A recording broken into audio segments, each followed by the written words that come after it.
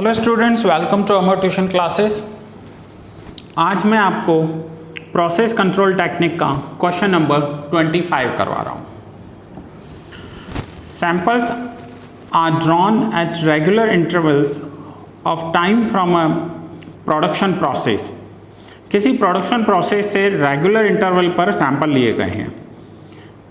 The values of x bar and are found out for a particular characteristics from 25 samples, that means m equals to 25, sigma x bar 365, sigma r 30 are found. Obtain control limits for x bar and r chart. On the basis of these limits, draw control charts and on them plot the following values. Report on the state of control of the process. ये value दी गई है x बार और are के। हमें कुछ 8 values दी गई हैं। यहाँ पर ध्यान रखना, आपको वैल्यूज़ 8 दी गई हैं बट सैंपल 25 लिए गए थे। सो 25 सैंपल का सिग्मा एक्स बार और सिग्मा आर दिया हुआ है। हमें एक्स बार और आर चार्ट बनाना है। सो आइए पहले आर चार्ट की कैलकुलेशन कर लेते हैं।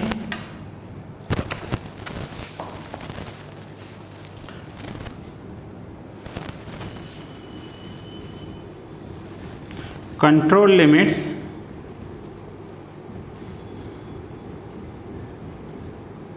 For R chart. Control limits for R chart. Now first central line. Central line क्या होता है? आर बार, और वो होता है sigma R upon m. So sigma R 30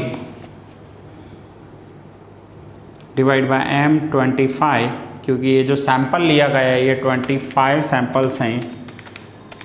so answer will be 1.2। Then second point UCL, इसका formula है D4 into R बार। D4, ये देखिए D4 का वैल्यू दिया हुआ है। ये हमेशा आपको क्वेश्चन में दिया हुआ होगा। 2.28 इंटू आर बार 1.2। तो इसका आंसर आ गया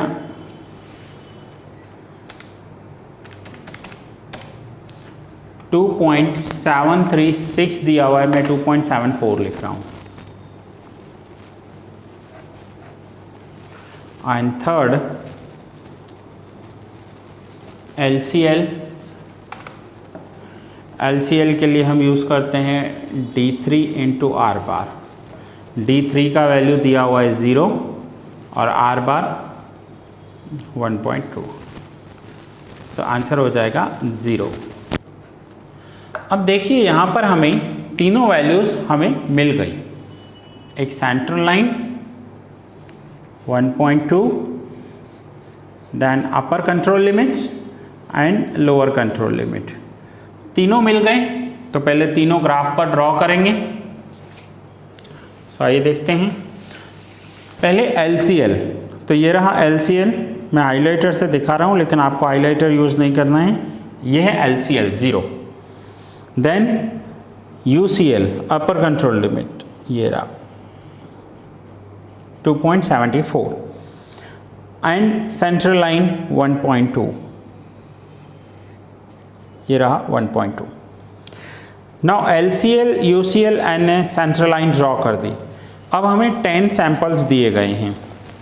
अब 10 सैंपल्स देखिए, सैंपल्स में क्या है? 0.9, 2, 1.5, 1.3, 2.4।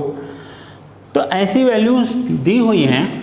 तो उसके according on x axis number of samples लिए हैं and on y axis 1 centimetre is equals to 0.2 units लेकर वाई एक्सिस बनाया हुआ है।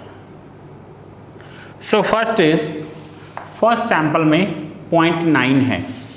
तो ये देखिए 0.9 फर्स्ट सैंपल में, first sample 0.9, second sample 2.0। So second sample 2.0 दोनों जगह डॉट देकर दोनों लाइंस को मिला दिया है।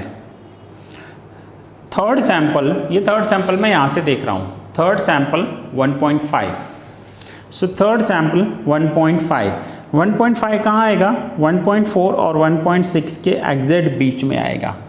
सो ये है 1.5।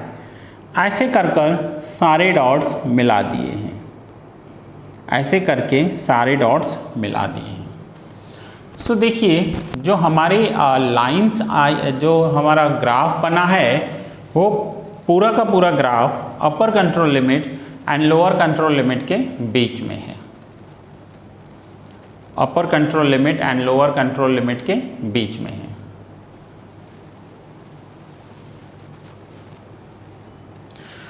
बट यहाँ पर प्रॉब्लम क्या हो रहा है, देखिए आप पहले के ग्राफ भी बनाकर आए हैं, वो ग्राफ कैसे बनते थे हम एक बार देख लेते हैं। देखो एक लाइन नीचे फिर ऊपर गया, फिर नीचे आया, फिर ऊपर गया, फिर नीचे आया, ऊपर गया।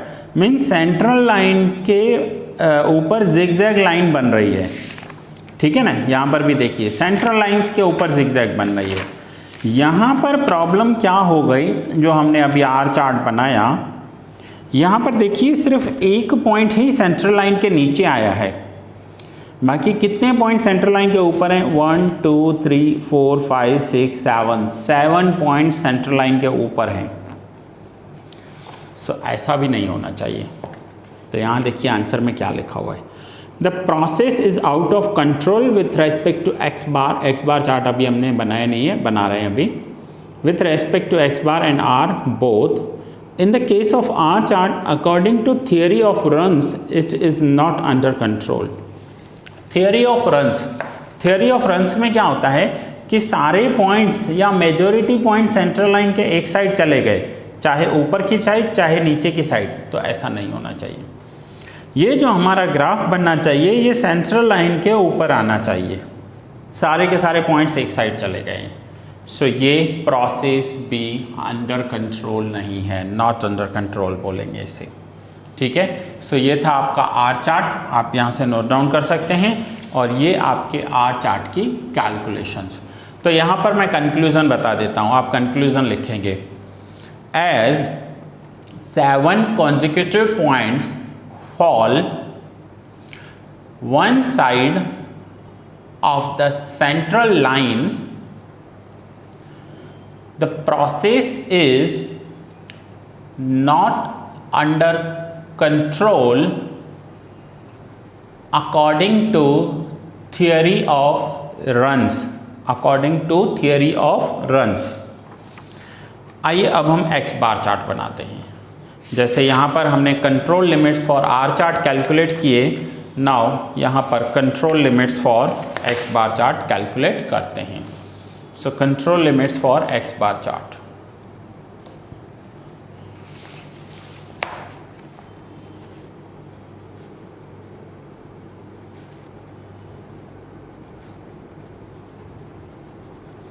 Control limits for X bar chart।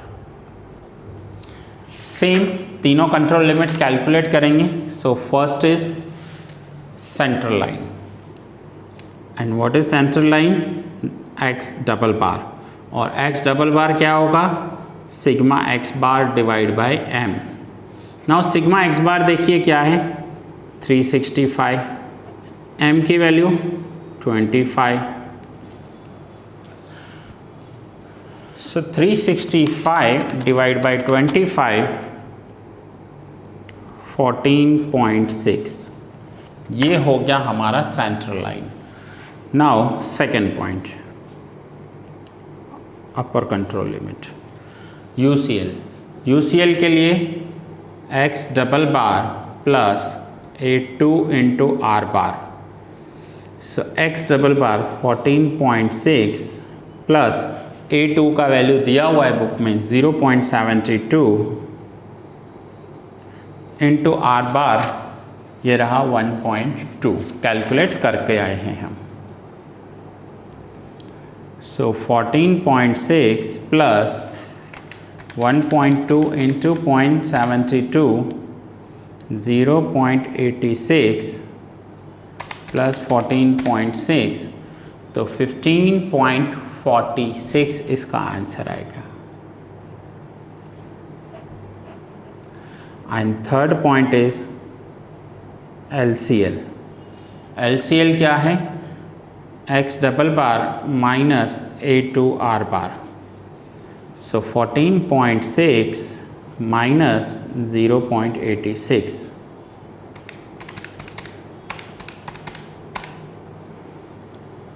13.74। सो ये है सेंट्रल लाइन 14.6, ये है अपर कंट्रोल लिमिट और ये है लोअर कंट्रोल लिमिट। सो ये अब हम x बार चार्ट पर रखेंगे। सो x बार चार्ट में देखिए, on x axis number of samples लिए हैं, number of samples, and on y axis हमने x बार की वैल्यू ली है 13, 13.2, 4, 6, 8 ऐसे करके 0.2 का गैप लिया हुआ है।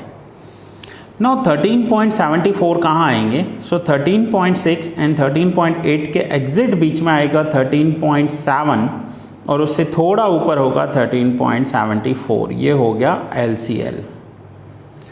सेंट्रल लाइन का वैल्यू, सेंट्रल लाइन का वैल्यू है 14.6, तो ये रहा 14.6।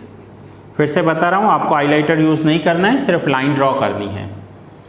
एंड UCL दैट मीन्स 15.46, ये रहा 15.46।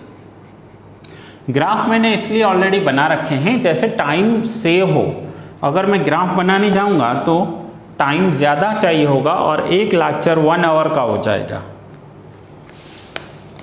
Now on x axis samples लिए हैं and on y axis value ली है x बार की। सो 1 सैंपल पर वैल्यू है 14.25, तो ये रहा 14.25। देन सेकेंड नंबर वैल्यू है 14.8, तो ये रहा 14.8। ये डॉट दोनों कनेक्ट किए हैं और ऐसे करके बाकी के आगे के सारे सैंपल्स बनाए हैं।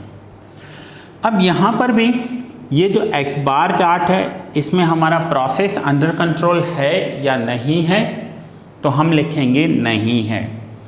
Process is not under control. क्यों अंडर कंट्रोल नहीं है?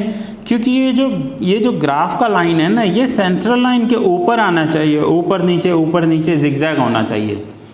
अपर कंट्रोल लिमिट के बाहर भी नहीं जाना चाहिए, लोअर कंट्रोल लिमिट से नीचे भी नहीं जाना चाहिए। अपर कंट्रोल लिमिट से ऊपर नहीं जाना चाहिए, लोअर कंट्रोल लिमिट से नीचे नहीं जाना चाहिए। ये कंडीशन है, ठीक है। सो यहाँ पर भी हम अपना कंक्लूज़न लिखेंगे और कंक्लूज़न में क्या लिखेंगे? एज x बार चार्ट का मैं कंक्लूज़न बता रहा हूँ आपको, जो यहाँ पर आपको लिखना है, एज द वैल्यू ऑफ कौन सी वैल्यू बाहर गई है? यहाँ देखिए, sample number 6। As the value of sample number 6 is above UCL, therefore the process is out of control with respect to x bar chart. The process is out of control with respect to x bar chart. चलिए heading दीजिए x bar chart. Scale आपको हमेशा लिखना होता है क्योंकि बिना scale के कभी ग्राफ नहीं बनता। तो ये आपका x बार चार्ट है, नोट डाउन कर लीजिए यहाँ से। और ये आपकी कैलकुलेशन है x बार चार्ट की। सेम मैंने आपको नेक्स्ट पेज पर R चार्ट करवाया, ये R चार्ट था। स्केल लिखना ज़रूरी होता है, हाइलाइटर का यूज़ बिल्कुल मत करना। ये आपका ग्राफ है और ये आपकी R चार्ट की कैलकुलेशन है। सो दैट्स इट स्टूडेंट्स, ये लेक्चर मैं यहाँ ही पूरा कर रहा हूँ। नेक्स्ट लेक्चर में मिलेंगे नेक्स्ट सम के साथ।